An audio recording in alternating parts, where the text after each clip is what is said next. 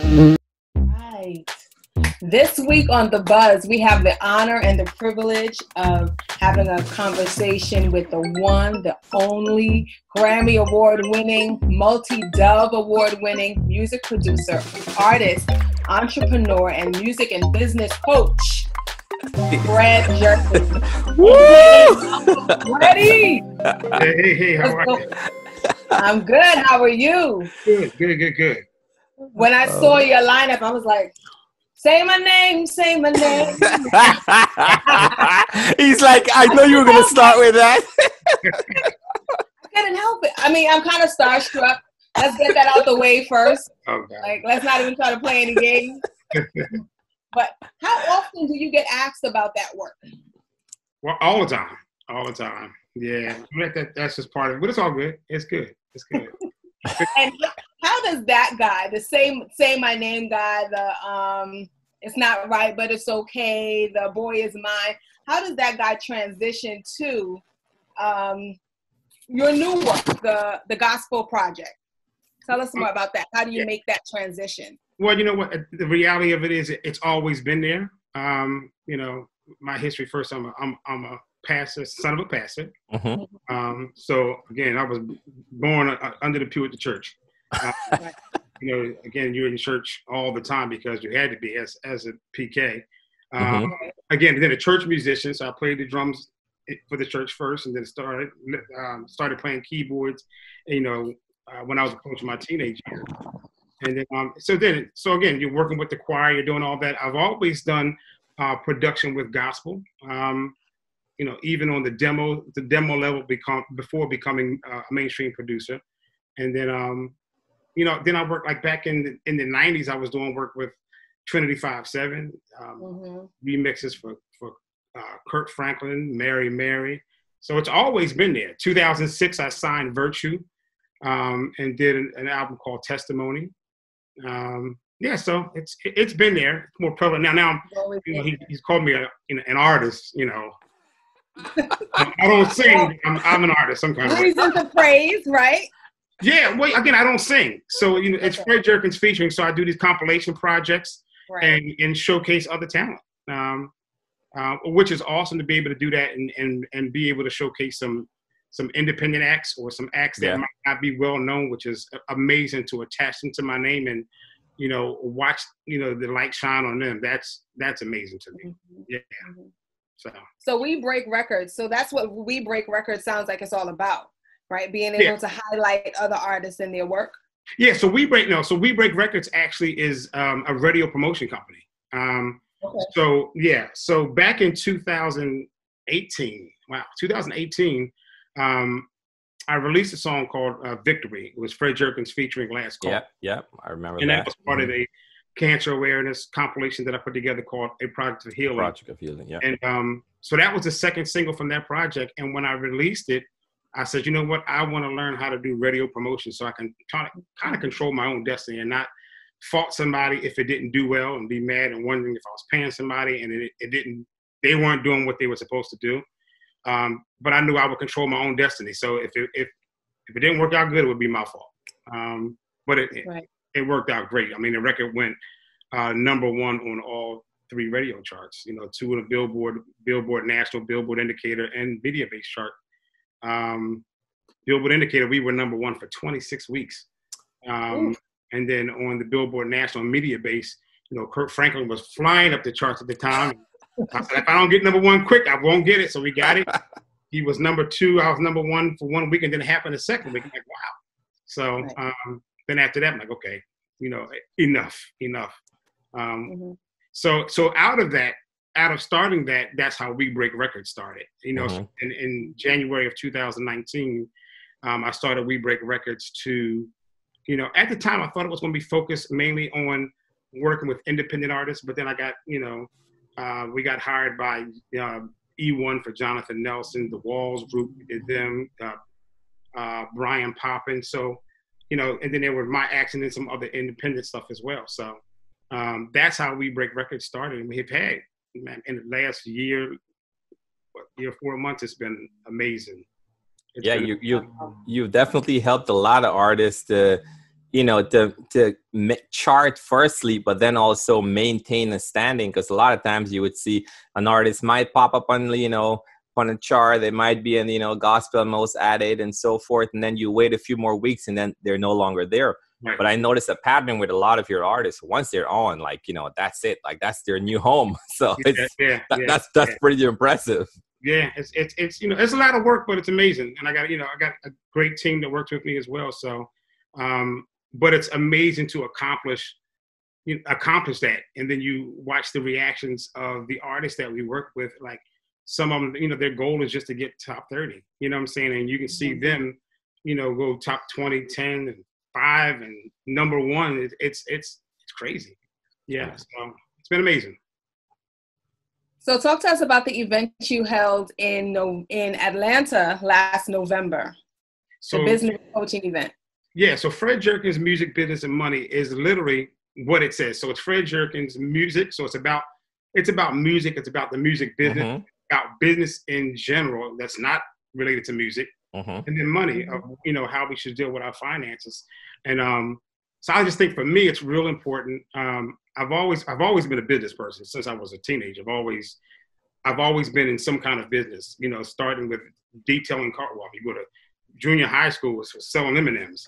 You know what I'm saying? And then from detailing cars and doing custom work on cars and car stereos, and then into the music, and then to real estate, into tanning salons, restaurants. I just doing this COVID time. I've actually, me and my wife both have, got involved with a chain of nail salons. So it's been interesting. We were able to utilize this time for somebody else they're dealing with their salons being closed. So they're dealing with the financial struggle, which we were able to come in and correct that and be a part for the reopening, which is going to be awesome. So I'm very excited about. Nice. So again, it's about all the aspects of that. So I think first for anybody that's involved in the music business, whether it's being an artist, as a writer or producer, I think it's very important that we really understand the music business, and a lot of us don't. And then what happens is we blame somebody later for things that aren't what we think they should be. Again, we know the history of different artists going bankrupt, and they blame them. Like, wait a minute, if you would have read your contract and you knew how recoupment works, you wouldn't be going out doing $1 million, $2 and $3 million videos. You know what I'm saying? So I think it's just education first, as anybody involved in the music business, and then the second part of it was just business, which I think when God affords us to be able to make a good amount of money, we need to figure out how to make it work somewhere else. So when because there's going to be a downtime, I don't care, no matter what. Yeah. More than likely that's going to happen, and mainly in our business. So I think it's important to figure out a way where there's going to be other streams of income coming in so when the downturn happens, it's not affecting you that way. And that's a big problem. Like I'm sure a lot of our industry people, artists in general, I'm sure they're like going crazy right now because you went from being able to work to literally hitting a brick wall, and now you can't do any shows at all. So if you're not prepared with savings, and again, unless you got a lot of savings, they can run out fast because we don't know how long this will happen, how long this will last for. So I think it's important if there's other income coming from somewhere else, that could sustain even through this time. And again, it's even a learning experience for this during this time. Like, thank God I'm not really affected too much by what's going on. But one of my businesses in particular is, we own preschool, and that had to shut down because New Jersey shut it down. So it's done. A little less stress on me. So I'm kind of liking the film a little bit. So when they say open up, I don't know what I'll do. That business, again, not that big of a deal, but again, it's the income that's made from that came to a halt. Right. And then I have real estate. I have tenants that, didn't have problem with residential tenants, but some of my commercial tenants, they closed down. So then they reach out.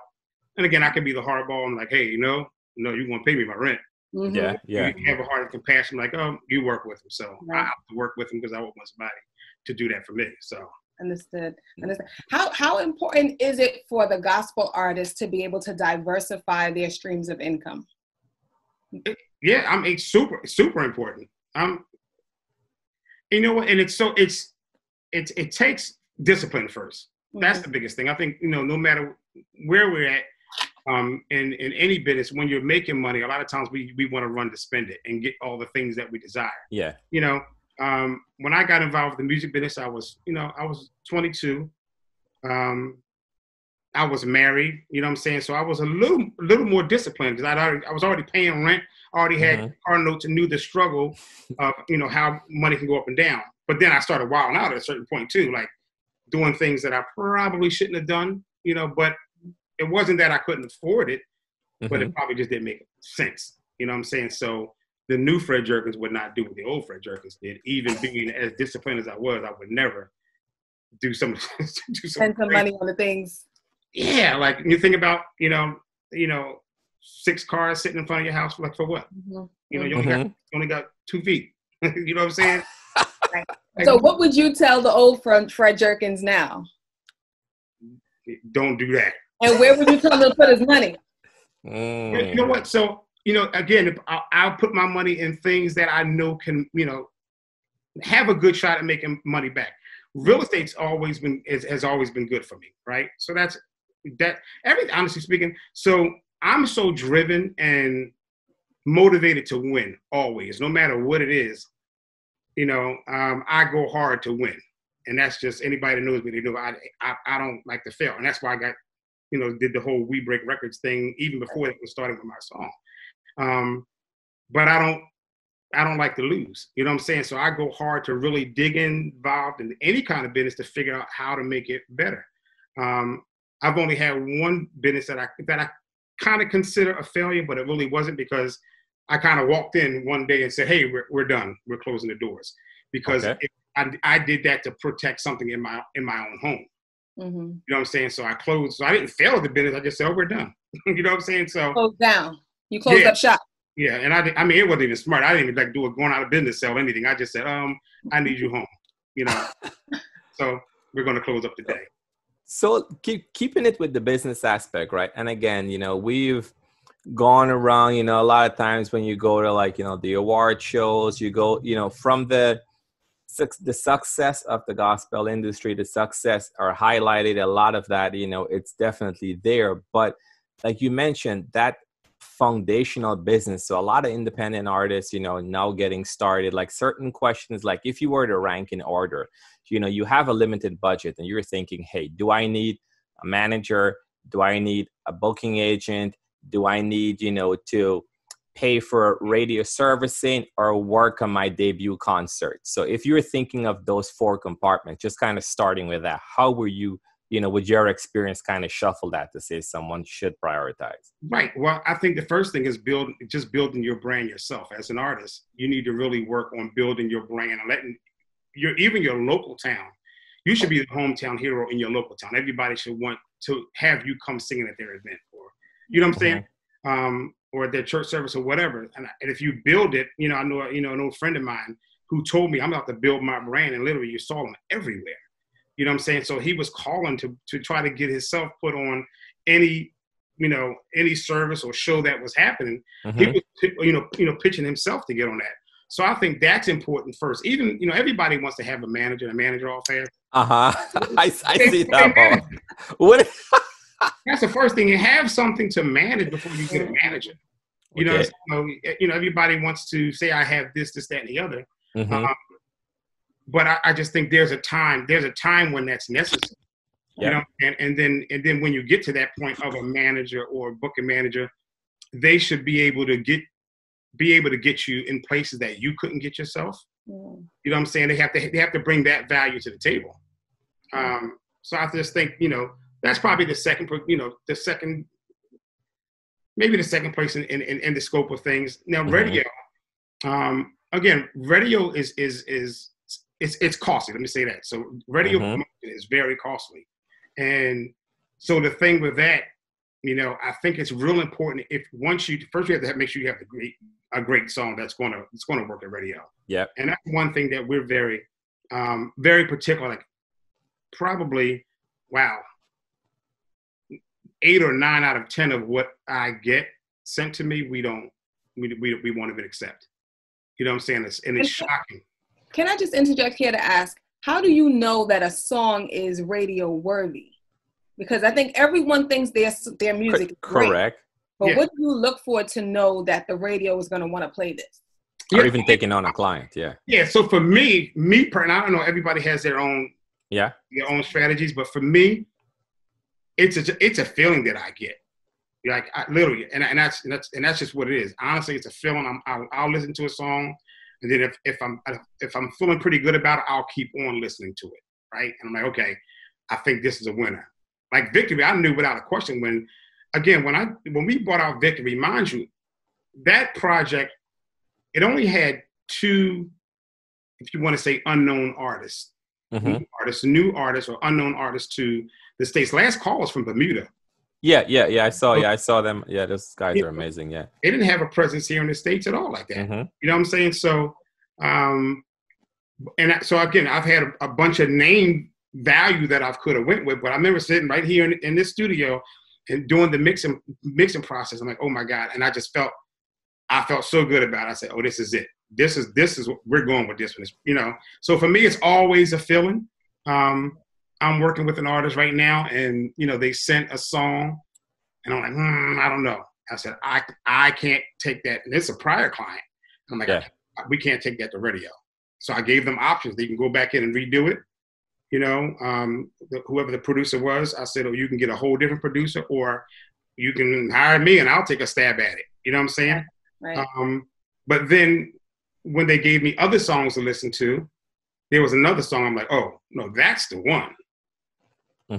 That's the one for radio, and I would love to produce that one. So that's what we're doing with that song now. So again, it's I got it. It's just that gut feeling for me.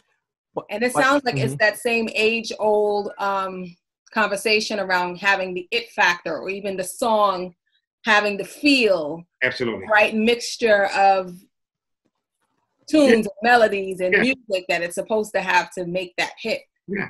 And then also certain things, certain types of songs or styles won't really impact the charts, right? Like you just know, like, okay, a gospel rap song it probably won't go #1 on gospel airplay chart. Unless you look Ray, but yeah. Right. So like I said, that's why I said probably. You know what I'm saying? Yeah. Because again, there's so many stations that won't play it. Yeah. You know what I'm saying? Or our quartet songs going to have a hard time to get to the top. Yes. I can see that. Again, it's same thing with contemporary. Like there's some stations that say, hey, you're not saying God or Jesus enough in the song. I'm not playing it. So it's not preachy enough. I'm not playing it. So that's part of listening and deciding where to go with songs. And mind you, there's a certain group of stations that affect each chart, right? Now, there's not to say that you won't get airplay, and then there's a ton of other stations that don't affect the chart that might play the song. You know what I'm saying? So you can still get radio airplay. Like we're launching another company, actually an arm of We Break Records called WBR Indie. Okay. This week, and that one, the price is not as high as We Break Records, right? But it's not chart driven. This is okay. Get airplay, worldwide airplay, internet radio as well as internet and radio stations as well. Okay. So it's for everything, but we're not focusing on working your song every single day on the phone, on email, texting, trying to get you up the charts. But we're trying to get you airplay and get you heard as an artist to build your brand. So, nice. That's good to know. And can you say the name again? What is it called? WBR Indie. WBR Indie. Okay, yeah, we'll definitely be following that for sure. Absolutely. Yep. So we're real excited for that. Real excited because again, this is something that I'm doing. So everything again, I keep my name. I keep my name out front, so that. Like the stations know that I'm going to, vet the music. I'm not going to send them no garbage. You know what I'm saying? So I'm just not. So again, we can't. Every song that even with that company, every song that comes through won't make it. I'm sure. You know what I'm saying? That's just what it is. But we'll listen to it and we'll decide which ones we can accept. And again, I'm the one. the stations are seeing my name, so they're knowing what they're getting. I get complimented so much already from, wow, you give us great music. Like, so that's a good feeling. So I got to make sure I keep that kind of keep that standard. But even with that too, right? Because again, being, in the industry, listening, getting feedback from artists and such, a lot of times we've heard, hey, this person promised they were going to get me charted. I paid them for 3 months and, nothing happened. I didn't get any tracking back. They couldn't tell me who they sent it to. So we keep hearing a lot of this. There's a lot of promises. So for someone that is just eager to get their music in front of, get the music in front of someone that's going to use that level of integrity, such as yourself, to say, this is what's going to happen. This is not good. This is good. Again, no one wants to hear that, but sometimes you have to hear that, to be able to accept that and go. What would you say to that person? Like, how would you say they should navigate that stream of not just giving the first person that makes them a promise that money? Like, how would you say someone should navigate that? Well, again, I think and it's a shame because it's honestly, it's kind of hard. It's kind of hard because if you see somebody with a history of having songs that chart, well, that's the first thing. So correct. If you don't have a song in the top 30, then top 30 is when you're considered charting. Right? Now, mind you, people will celebrate being number 250. I see celebrations all the time. I'm number 250 on BDS, or I'm number 100 or whatever. And that's fine if that's because there's still a top 1,000, or top 500 that you can be a part of. You know what I'm saying? So not to say you just not maybe a reason to celebrate, but to be charted, you're top 30. You know what I'm saying? So if that's your goal, to be a Billboard charting artist, that means you got to be top 30. Right. So if who you're interested in doesn't have a record anytime remotely in the past year or whatever that's been top 30, well, that's a red flag right there. They're probably not going to get you. And there's only a handful that honestly that can get you there. There's people that are top 30. There's people that are 30 to 50. And there's people that get you 100, and some just can't really move you at all. You know what I'm saying? So you have to know what you want first, and then do a little research on that person. Now, the weird part about it is if like I have history, like very good history, like every song, if somebody has signed a contract with us and lasted the term of their agreement, they've done well. That's just what it is. Knock on wood. So if somebody came to me and I told them, hey, I can get you top 30, they probably would believe me. Right. So that's the problem. If do you make those promises though? I don't make promises. All right. I don't make promises, but I'm very transparent, like right from the beginning. But the reality of it is, and I make it clear that I won't accept your song. Honestly, my goal is to be able to get you there. Right. So I really don't want your song if I can't get you there, because it's not satisfying to me. You know what I'm saying? So again, we never make a promise because you just never know. Don't know. Yeah. Right? Don't know. But there's a great possibility. If I take it on under that We Break Records arm, it will, it will do well.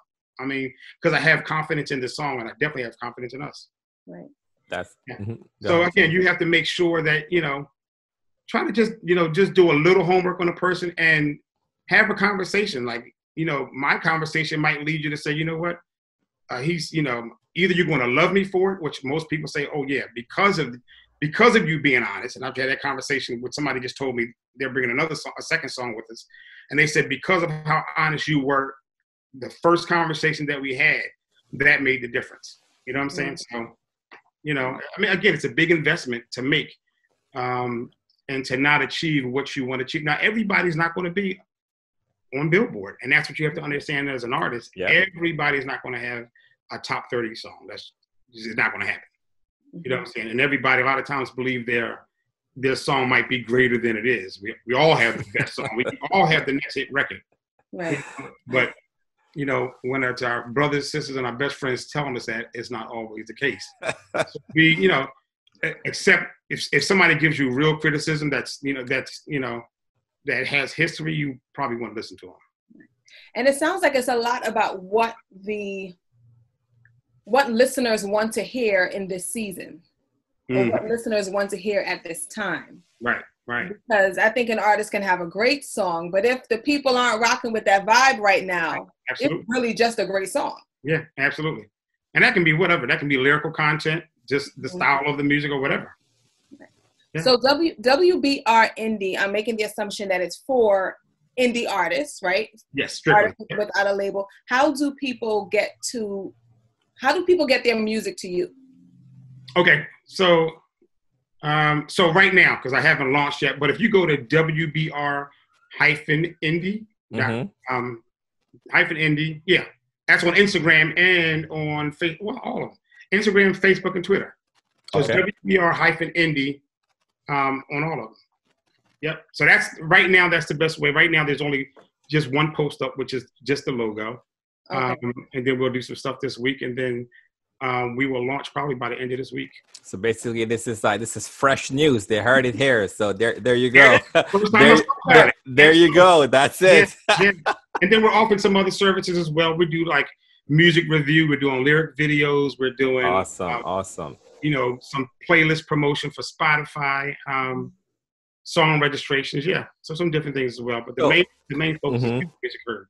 See, well, you just mentioned song registration. I think that's probably what Miss Honey was going to touch on, and I was also going to ask too, because a lot of times, and again, you know, being, you know, assisting others in that process, a lot of times in the beginning, all you were told is, hey, register with BMI, register with our ASCAP, and that's kind of it, right? No one mentions sound exchange. No one truly explains or even understands, you know, what is royalty, what is mechanical performance like. So just for that, again, that indie artist trying to focus on making good music, getting it out there, getting radio services, you know, figuring out where to register. Like it's a lot, right?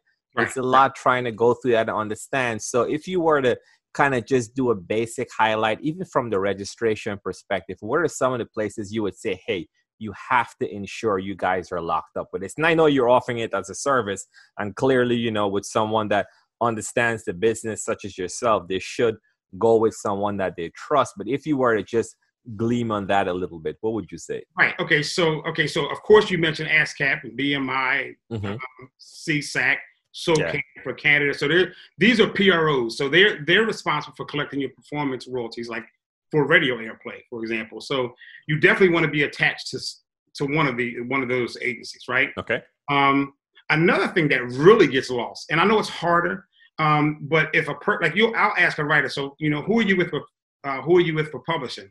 I'm with BMI. No, I'm not talking about that. I'm saying for publishing. Do you have a publishing deal, right? Because just say if your music is being sold or played in all these different territories across the world, and you're not attached to somebody who is attached to them, then you just leave so much money on the table. And people don't understand, like, you know, they try to have their own quote unquote publishing company with nobody that's connected, that's at least administering their publishing across the world. They're just losing a ton of money. So that's important. Again, another form of registering your song is it needs to be detected. You can have a song, and if it's not detected for BDS and media base, right, then it's being played on the radio, and it's not being detected that it's being played. So what is the purpose of it? First of all, you'll never get a chart position, and it's not being tracked, so you're not getting paid for it either. So that's another thing that needs to be done. So it needs to be tagged. So you need to be able to tag it and get it out there with the ISRC number, what it's called, to get all that in there. Yeah, like even on our site we have like a link that will, you know, we versus us getting involved with assigning it. An ISRC code, there's a link, you click on it, it take you right to it so you can buy your own. But that's important. I mean, that again, we want our song to be tracked so it can generate money from wherever it's being made. You know, and again, there's all kind of opportunities for music, you know, outside of radio. There's YouTube, you know, there's all the digital streaming, you know, where you get money from. Then your music can get, you know, sync license. It might end up in a movie or a commercial. There's just money that can come from all different kind of angles. So you want to make sure your ground is covered. And if you're not there, then clearly you're missing out on that. You're leaving something on the table that you could be capitalizing on, basically. Absolutely. Yeah. How soon do you plan to do another one of those seminars or coaching sessions? So the last one that I had scheduled for Atlanta, somebody actually booked me out to do it like we're doing here, to do a Zoom. Yes, they had their organization, so they wanted me to just do what I did for them. in person to do it on the class. So I did it that way, which was amazing. Nice. A little different, because my biggest thing is just making sure that everybody gets what they want out of it. Mm-hmm. So that's real important. I really want, when we from the very first one, the thing was I didn't want it to be too big. I want to keep it small so people felt comfortable asking questions and Correct. then get the answers so they're spending this money to come. I want them to walk out feeling satisfied. So correct. A lot of people keep saying, why don't you do one online right now? So that was the next question. Yeah, we were going to ask too. Do you plan to do one online or do like a master class? We were seeing, there's a lot of master classes being done. Yeah. There's some pre-recorded stuff, because I think in this era right now, everyone is so hungry for the right information from someone with a trusted record that can show that. So is that something you were thinking about? Yeah, I mean, I'm not against it. As long as it can work where people can, again, probably have to be limited in the amount of people because I want them to be able to talk and ask questions because my goal is to, again, give them the information that they need. You know what I'm saying? So if I don't accomplish that, then I've failed really for me. Yeah. So I don't know. And I saw on your site you're also into one-on-one coaching as well. Yes. Yeah. For that as a service. Yes, I do. So that was, actually, and before I even started Fred Jerkins Music Business and Money, that was the first thing that I did was Fred Jerkins One-on-Ones, and which was again that was amazing. And I watched, how that worked, and I remember one time I went to London and we were given these slots that were as small as 15 minutes. Right. So, depending on what you pay, you can get 15 minutes, a half an hour, 15 minutes. But they would come in, they say, hello, how you doing? It seemed like their introduction was 5-6 minutes. You know what I'm saying? They play their song before it was over. Girl was knocking on the door, time's up. I'm like, oh, my God. I think 15 minutes, again, it might have fit into a lot of people's budget, but just not enough time. Right. And I'm sure a lot of our listeners are looking forward to something like that. We have a lot of indie artist listeners that, as Sherwin said, are really hungry to hear more about how do I move to the next level. Yeah. So, I would definitely. I mean, it's great. Maybe we'll coordinate something together. Yeah. And definitely, I'm sure you're going to be getting a lot of reach outs from the from what is it, WBR Indie. Yeah, I'm sure you're going to be getting a lot of reach out from that as well too, because that seems like it's definitely touching, if it's doing registration, if it's doing all that, it's touching exactly on that niche area that is just going, that need that is going unmet. So I think that's a pretty, again, speaking about, being business minded and always looking for something to kind of go into. I think that was great that you guys decided to pivot in that direction as well too. Yeah. I mean, it's important. And let me say this, getting back to Fred Jerkins Music Business Money, whatever, type of thing that we offer, whether it's online or another event, education, like I said before, education is key. Mainly, for the independents, it's really understanding. So you're not going to anything blind. You know what I'm saying? I mean, correct. I tell you, I was at an event last year, and it honestly annoyed me because great event. We went there, and I was there for like a showcase, right? So the showcase the night before, and then they had the seminars the next day. And I'm talking about the lineup of panelists was amazing, right? But the room was I'm like, everybody's in the room to go sing. And here's somebody sing. But the next day, the room was, fairly empty when it came down to learn. I'm like, what? Wow. That y'all should have been there first, and then worry about singing next year. But get some knowledge, and it's important, not just for independent artists, because even some of our top artists need to be in the class. And that's just reality. I mean, ego will maybe keep you from going there. But I know Fred Jerkins Music. I know that class. Boy, if I could do something exclusively for, major artists and they would accept it, oh my God, they would benefit so much from it. Yeah. Again, sometimes you feel that I know it all. Right. I've been in the business 20 plus years, and I will never get to the point where I know it all. I'm always looking to learn more. I don't care if it's a one little nugget. And, even being successful in so many different businesses, I'm always looking to learn. Right. I think once you get to the point where you feel like you know it all, that's a problem. That's a problem. Right. I just want to shift gears to this global pandemic that we have going on here. And I'm curious to know how you see this global pandemic affecting the gospel and music industry and just music as a whole. Like how do you see it impacting artists and recording studios, music producers, music engineers, disc jockeys, hostesses like myself? Like, how do you see it changing the landscape? I noticed on Instagram, it was Jonathan McReynolds. He posted something. He said he was in the studio. You could tell he was in the studio. He had his mask on, and someone that I'm assuming was a studio engineer was there with his mask on too. He said, "Look, if y'all still rocking with me, I'm still rocking with y'all." Mm-hmm. So it appeared as if he was still working and still in the studio. Wow. Yeah. How do you see this changing? Yeah, I mean, honestly, I think, time is going to tell us everything. But we know there's definitely, look at the effect already. You know what I'm saying? And how and when do we get back into the space of, even going to a concert, like where we can feel comfortable to be in a venue with a bunch of, even a church service, for that matter. Yeah. You know what I'm saying? But getting back into that space where, I'm trying to do a record right now, and I know the team of background vocalists that I always use. I'm like, oh, when y'all gonna be ready to go in the studio? No. So, and they're all friends, but they don't even want to be in that space together. Mm-hmm. You know what I'm saying? So, again, when you're cutting, like on the studio side, when you're cutting vocals, a lot of times we can do one person at a time. Mm-hmm. So it can be literally in the control room here. It can be me or my partner Alvin could be in here, and one person in the booth doing all their own vocals. But when you get into a space of being multiple people, then it's different. Like I just finished, Reason to Praise. I just did that.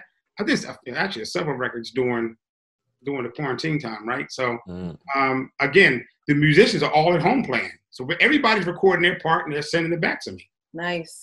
So again, we're learning that we can do it in a different way, right? Again, there's online platforms now, so where I can be here and you can be there, and I can be recording your vocals where you're at. Interesting. Okay. In your studio. So again, there's going to be a lot of changes that we have to do to make whoever comfortable. But again, getting to the place of how do we get back out as a personality? How do you get? What happens to the audience that's waiting for that? Yeah. Now, what's real cool, you see like Kiera is doing an online music video tour. Mm-hmm. Doing a virtual tour, so I want to kind of dig into that, maybe call in and find out, okay, exactly how are y'all doing? I know the preference is for us to be in the room, right, sitting at the computer or the TV screen watching. But it's who knows when it changes, and we have to figure it out. Again, music is still not dying, so as long as we're creating content, we're still fine. People are still going to buy. People are still going to stream. And listen to great music. So that part is still there.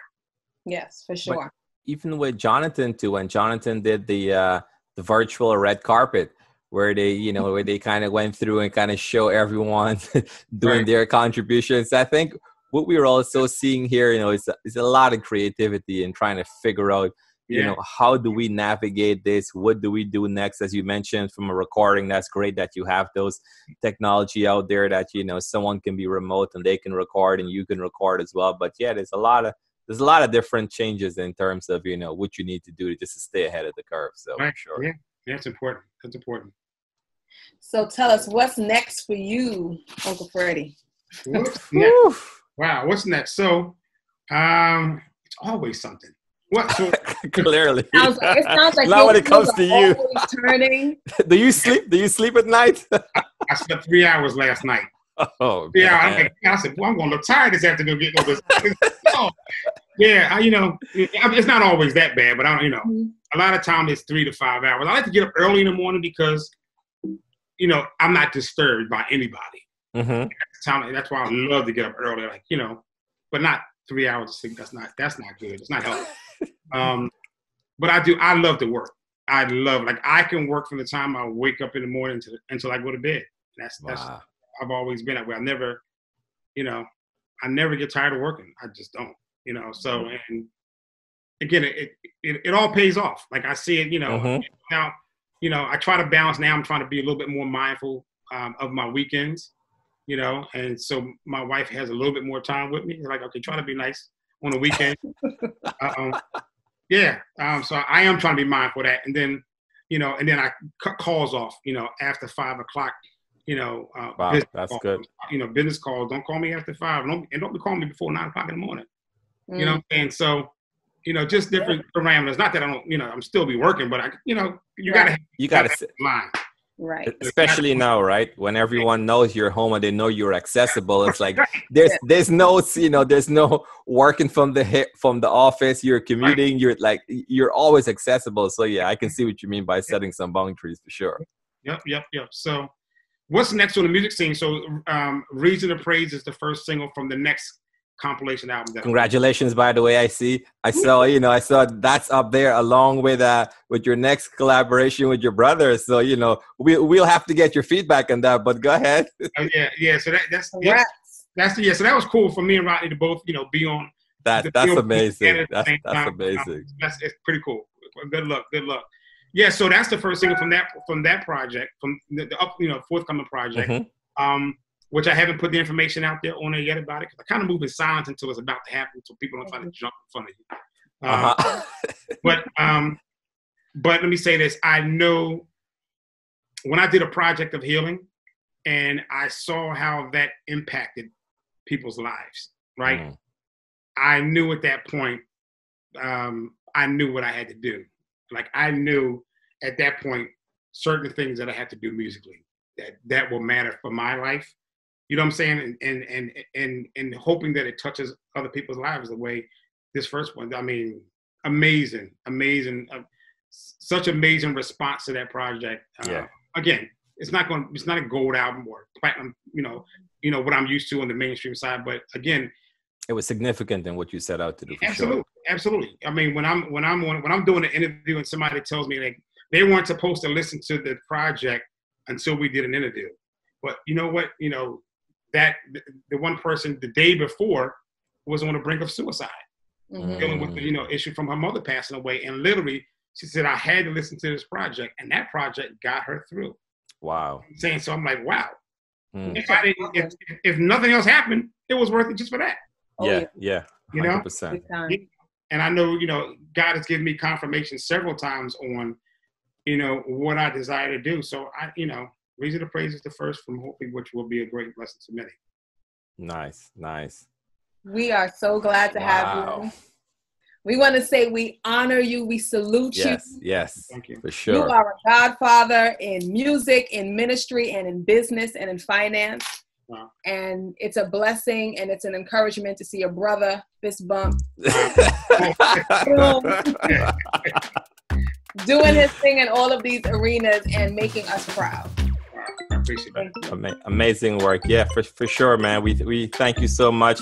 And again, the one quality again, while we wrap it up here, but that I think we've seen come out in everything you said is just humility, right? Because for someone that high up and that's so accomplished that, we reached out to you, and just like that, you were like, sure, yep, when do you want to set this up? You are so, easily approachable, accessible. So even for that alone too, we want to say thank you, because a lot of times someone at that stature, you're waiting 3 months for a response, and then you might get a response, you might not, but I think that was pretty cool, man. So, thanks a lot for that. We really appreciate your time today. Thank you for having me. All right, take care. All right. Thank you. God bless. That was awesome. Oh my goodness. Yes. A lot there to unpack. But you give me your take. I mean, I thought it was amazing. Just his whole personality, everything. But go ahead. Let me hear you. How do you think? He was mad down to earth, like just chill, and that's kind of what I expected, because when you kind of see the interaction he has with him and his brother, and they're just all real down to earth people. But I just love the fact that, like I said to him, he's a Black brother, power to the people, and doing his thing and so freely sharing what he's learned over the years. Exactly. You know what I'm saying? I didn't hear anything about any formal education. I went to this school and learned that school. He learned through doing what he loves. And he's freely sharing that information with others. And I just think that brings with it such a positive energy that. Well, you see, that was cool too, right? Because he has, and as he mentioned, he has such a passion for teaching. And I think that kind of struck me. Like nothing he mentioned was, you know, and then money this or money. While when he mentioned money, it was how do you keep the money that you earn? How do you hold on to what it is? And, you know, so it's just that whole passion of wanting to teach others, wanting to provide services that can help the indie artists, wanted to, you know, help them with registration, with music. And even though you already had one music production company, then he drops the other to help another subset of indie artists. So it's like always thinking. To hear about first. I know. You heard it here first. We gotta get in front of this. We gotta get in front of it. That's what we do at GMB. But I started laughing when you said that you were asking about like his, you know, coaching others, and I was like, damn, Sherman, like, don't be asking too many questions. He may not want to give out the nuggets for free. Okay? Like, don't do that. Our brother got to eat. But I think he's eating. I think he's eating. He's fine. He's fine. And like you said, he has a heart to teach. Exactly. So he opened up. But I was listening to see if he was going to kind of like hold back and kind of like shift the conversation because he didn't want to give too many gold nuggets, you know, too soon, but there was none of that. Exactly. And I think it was pretty good. I mean, overall, I think it was a great interview. He was super chill. You know, you didn't have to do anything too super formal. It was just more of a chat, you know, more of a chat, sharing, you know, 20 plus something years of experience, able to, you know, to boil that down to, you know, to just a regular open discussion. And it felt like he was just right in the room with us, just, you know, just chilling and going through it. So that was awesome. It was. So we thank you for watching here at Gospel Music Buzz. I know that you will always catch your buzz with us. Whenever you're ready, stop in and sip your tea and enjoy the buzz with us. There you go. There you go. Thank you guys for watching.